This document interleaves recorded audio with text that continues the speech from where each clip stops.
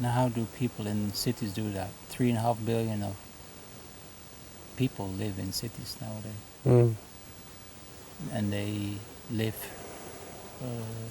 a lot of hours per day through screens. How they come back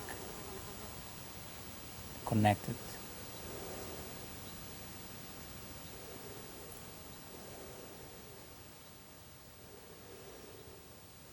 Well, most cities have trees and parks.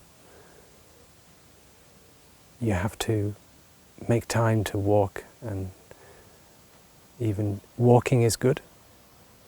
I remember when I lived in London, not to use the elevator, but to use the stairs, and to use each step as a way to come back to myself.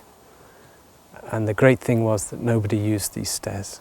I remember it was 5 stories I had to go up. And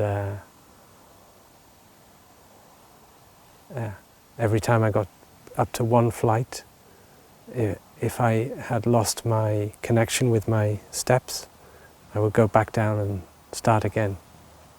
So sometimes it took me quite a while to get to the top. But by the time I got to the top, I felt reconnected with myself, my breathing. And if I would take a ride on a bus, I would make sure I did not look at the adverts, but I would look at the trees, or if I could see trees. And I'd always try to focus you can still look up and see the sky in the city.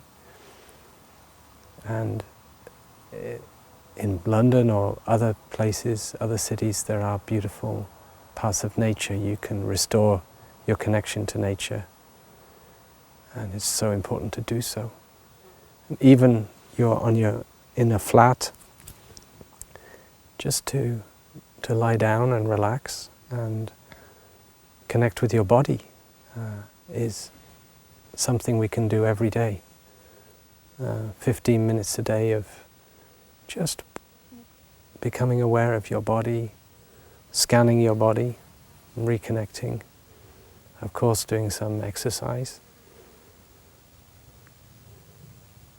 and learning how to come back in connection, bringing the mind and the body back together through the awareness of the in-breath and the out-breath, re-establishes that connection.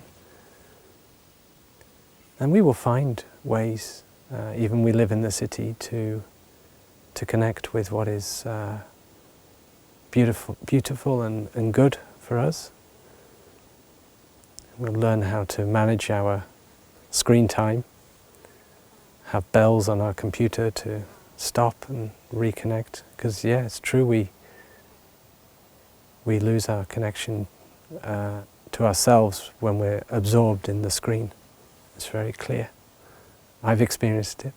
Even I live in a monastery, and I have to manage that. But how much more in a city, or when you spend a lot of time on the screens. So we have to take back control, not be a slave, a victim of this technology. But we only get this one life, and it's so precious. And you don't want to get to the end of your life before you realize how precious a gift to be alive is. And only at the end of your life you're aware and you touch that.